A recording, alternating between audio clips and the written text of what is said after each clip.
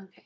So good evening, everyone. Again, thank you so much for attending class. We're having class virtually today because tonight's class is all about your presentations for um, your lighting design concepts. All right. And so last week we were scheduled to meet to deal with our set design concepts. I think some of you all were still working on those. So some of you all were able to pre-record yourselves and email me those. If you have not done that, please do so so that you are able to collect your points for that assignment. This evening's focus is lighting. I mentioned to you all in the very first week of classes, this was not none of these assignments, because you have two more in regards to costume and sound coming up, but none of them are geared towards stressing you out or frustrating you, nor are they meant to present you as a stellar designer per se. It's really to get you thinking about what the designer has to do based on the materials that were provided to you, but also get you just thinking creatively. And that's whether in theater or whether in film, how you would have to possibly think about these concepts. And as a producer or as a director, being able to communicate some of your thoughts about what it is that you would like for your designer to present back to you. So not at all, especially for the set design assignment, was I looking for you to be an architect? Was I looking for you to be an artist? It was just more so, how are you thinking about the overall concept of the project that you've been given? The same is for lighting. Now that sort of sketch has been done, how would you light it for stage? What would that look like and what that means? We know for film, things are done very differently because it depends on how you're shooting. It depends on what you're trying to convey versus day versus night. So, and still being lit enough to be seen. There are things that we can do in theater with lighting that we can't do with film, and vice versa. Right? Especially with film, you have post production, but in theater, it is exactly what it is, and there's no changing it because the audience is going to see exactly what the stage managers call per what the lighting designer has presented. So in some cases with theater, you can go a little darker on stage than you can on camera. You have to give the illusion of things so that the actor can still be seen on the screen. So those are different things. So this assignment was more focused on the theater, and we were still dealing with our overall play of Rent. All right, I know that Siani mentioned that she was ready to present. I want to check in, Mr. Williams, Mr. Press, are you both ready to present as well? Yeah. You said yes, because I thought yours was Yeah. already inside of the Blackboard. Good. And what about you, Joseph? I didn't finish. Okay. All right. So this is what we'll do. We'll have our two ladies present, and we'll start with Siani first, and then we'll go with Ms. Moore, Mr. Prez, and then from there we will have further discussion about some other things that should be happening, and how we're going to have to shift the class a little bit. So we'll talk about that. So let me make sure you both are able to share your screen. Okay. All right, Mr. Moore, we'll have you go first, and then Mr. Press, you will go second. Okay.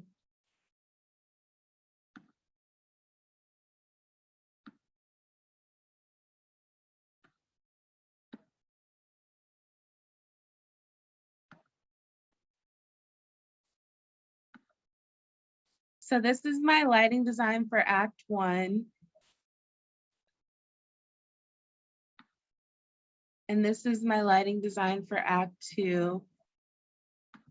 And I chose to do a simple monotone lighting design to match the melancholy themes of Rent. Rent deals with the topics of AIDS, homophobia, poverty, and drug addiction. So I wanted the lighting design to match what Rent is about. And that's why I did just something simple, not too colorful. I wanted it to match the overall themes. Excellent. Thank you. Thank you for sharing your thoughts and your ideas. Can you go back to your Act 1? And then your Act 2. Good. Just wanted to see your contrast there, seeing how you're keeping it together and similar, but doing your different color choices. Although slightly muted, there's quite a bit of purple there up top, and then a more of a whitewash here in the second act. So, all right, that's your design choice. All right, thank you for sharing. All right, Thank Mr. Prez. you. Uh-huh. Any questions for Miss Moore? Okay, if not, Mr. Prez, it's your turn. Okay. Um,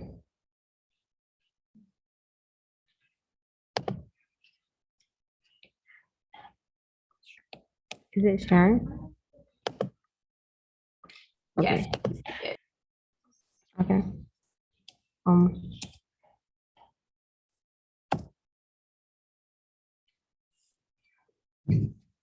okay, so it might not really make much sense like looking at it, but based off of the set design assignment that I had, I just like the gray is supposed to indicate like the set elements, and then like the stuff around it is supposed to be like, like the lighting, like everything that's in black is like the lighting.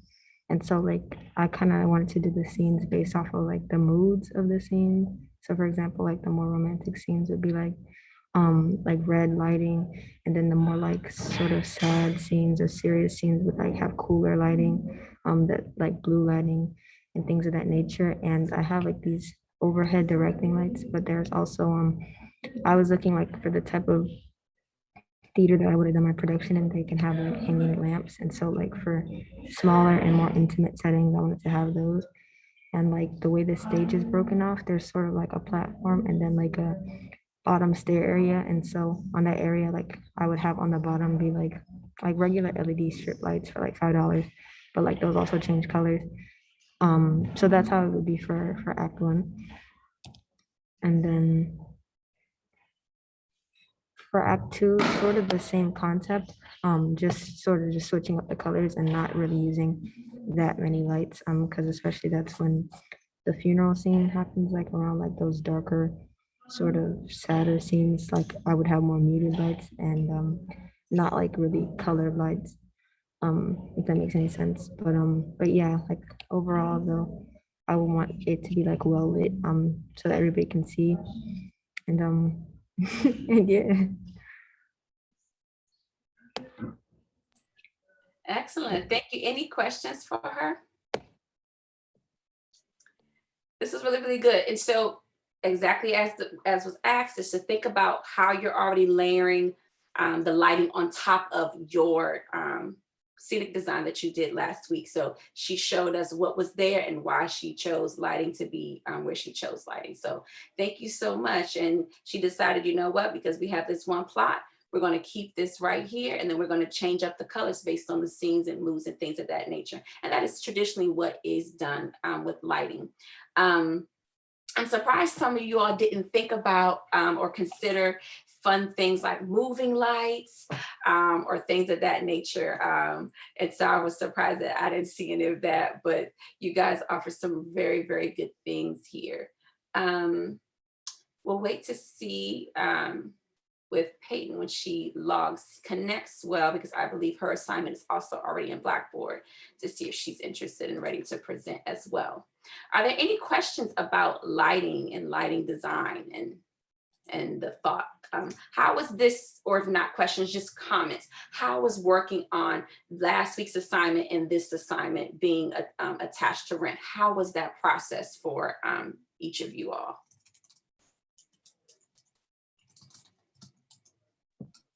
I think the lighting was easier because once you had like the set design, it was just a matter of like how to illuminate it and bring it to life. So those are my thoughts.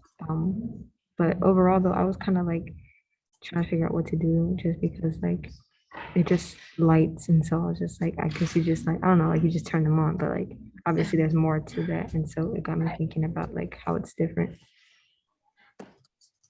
Mm-hmm. What about you, Sian? I spent some time thinking about what exactly I was going to do with the lighting design, but I think I like the outcome of it. Mm-hmm. Great, great, great, great. All right. Who joined us? Peyton, are you ready to share your lighting design? Um, was it supposed to be drawn out? Because I submitted the summary on Blackboard. Yeah, that's fine. You can open up what you have and share, you can either read it out or share what you have with this, with the rest of the class. Okay. Sorry, excuse me if it's loud in the back. Essentially, I didn't have too many technicalities to it. I know it's a musical, so during the musical aspect of everything, I decided that it would be nice, like in the beginning, depending on where they're singing, if the lights could be choreographed to like the beat or like how they're hitting each lyric. Do you know what I'm trying to say? Yeah. But like how they're hitting each lyric. And I thought it could be choreographed that way. And I know there might be some performances like on an actual stage in there as well. So I was thinking that those lights could be a little bit more theatrical, like, you know, like the little firework lights that go off, you know, in concerts. It could be a little bit more, just making it feel like you're actually in a concert when the artists in the play are performing. Mhm. Because it's in New York City, I decided like for like those street scenes, it would be nice to have, you know, the natural like neon lights that you see at night. So at night, essentially, I had it so there would be like green, yellow, and red lights, not necessarily flashing, but like Mhm. alternating like they do like because it's a stoplight. So that was one thing I had. I decided I wanted like a cooler temp backlight spotlight in the back to kind of represent the moon if they were ever out in the city at night. Right. I thought that would really set the scene.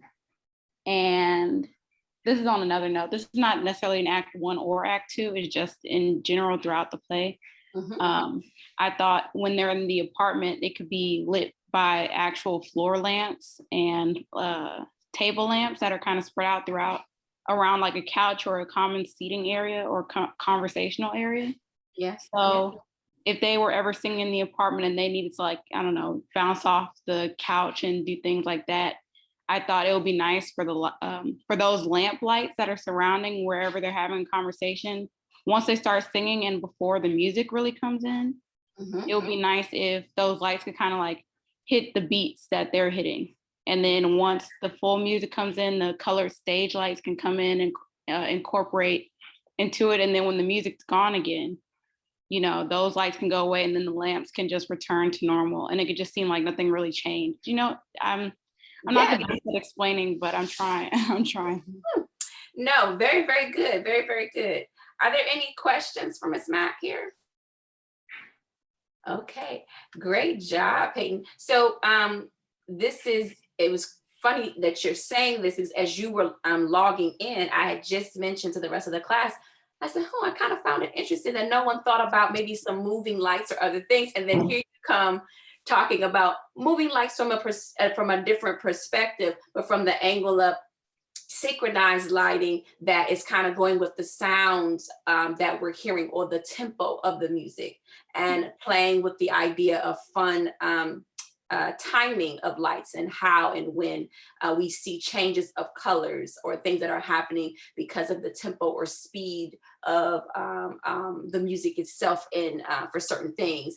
So I found that that interesting. I just kind of mentioned certain things like that. And so all in all, this again, as I mentioned earlier in the class, this assignment was not made to frustrate you or made it to be necessarily too hard. It was just to allow you to think creatively about lighting itself in general and how we use it every day to how we use it more extravagantly. And in some cases, when you do even more research about lighting, like the actual instrumentation and the proper equipment needed to hook up or boards or cords, you see how expensive lighting can be to maintain. And to bring in, and that's all the way down to specific gel colors or gobos that you want to use, and or the ways in which lighting has to collaborate with everyone. And so if we had a longer class period time, meaning if this class was like a year, we would really tunnel in with rent the whole time, for an example, and really talk about it with the other elements. But I want to, as we go through the class, there are other disciplines within theater and how these cross over into film and what those things look like and mean. And so again, as I mentioned before, some of the things that we're thinking about may work for stage, will not work for film, and vice versa, and what that looks like and what that means. If you have too much lighting moving all the time when you're watching it on the film perspective, it can get just very much so less creative in some cases, or it could cause for different strain on the eye, which will look more like flashes versus creative energy in the space, right? So those are things we have to think about with, especially even now with maintaining a digital platform and a digital audience base since the pandemic. It's always been here. Skype has always been here. WebEx, those things have always been here. It seems that Microsoft Teams and Zoom have really stepped up their degree in which we utilize them more and more and more because of the way in which we communicate and operate within education. And then platforms like Blackboard were always here. Platforms like Moodle were always here. Platforms like Canvas were always here. So the way in which we communicate in that realm, you know, is similar. But I'm always excited to see these assignments because even though you all have never, for most part, have never had like a lighting class, if you haven't gone through instrumentation, like I said, or lighting cues or inputs, and I don't want you to think so technically. I just want you to think creatively as you become directors and producers, as you're working on a project. How would you be able to communicate your idea or concept to the actual lighting designer? So that's why it's called a lighting concept, because these are things you may be thinking of and say, I'm seeing these colors, I'm feeling these moves, I would love this. And then the designer comes in and tries very best to interpret your concept, offering them a design. And in some cases, when you have a very excellent designer, which in most cases you'll be working with, they bring to the table things you hadn't thought of because that's their world. Okay, and so it's always good to, you know, have those collaborations and pieces from that regard. And so typically a lot of things are pinned upon the directors or executive producers' concepts and ideas, the initial purpose or vision for the show or project. And then things build from the ground up, meaning the scenic, the set. That's kind of where you start. People want to know what's happening on stage. How far back is the set? How far down stage is the set? How far stage left or right is that set? Is it 2 layers? Does the set move, right? These are questions people begin to ask. Then they go, okay, well, how are we lighting it? When they bring up, oh, we'll have a chandelier, or we'll have this, or Peyton says, well, I'm looking for some floor lamps, so I'm looking for this, right? Lights have to think, are they operating? Is it there for just design, or does this element need to actually work? Does the character turn the light on? Does the light switch need to work? Does it stay on? Does it need to be dimmable? Right? These are questions that you begin to ask with lighting. And then in a couple of weeks, you'll shift into some other design concepts, in particular about costumes as well as sound. And so those are really fun too. And again, not meant to frustrate you, not meant to get you thinking so technically about it. I'm not expecting you to get measurements for a student or a model to do your design. So just think creatively. What would I have on the bodies of this person? What would I have for my soundscape when I'm being asked to sound design? What type of music am I looking for? Sound effects would I like, right? What era is this in? What type of music was happening during that time, depending on the project, right? So these are all of the wonderful elements and things that happen. In regards to costume, do they have to move? What kind of movement is happening? You know, what colors are happening on stage to make sure that they're not being washed out or they're not being presented too dark?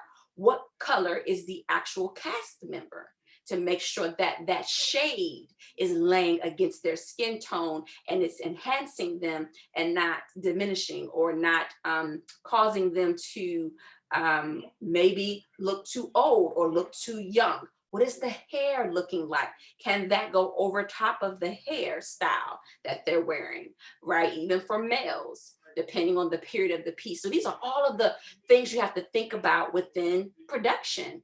and how all of this overlaps and intertwines when we're working. Yeah. So are there any questions about design and design concepts or any comments? No? Okay. Well, Joseph, I know you said that you're still working on yours, so we're looking forward to hearing yours in addition to some other elements for next week. All right. Thank you. All right. So this is what I'm going to do because we're going to shift gears a bit. I'm going to stop recording for the presentations and we're going to catch up on what we need to be focusing on for the next coming weeks.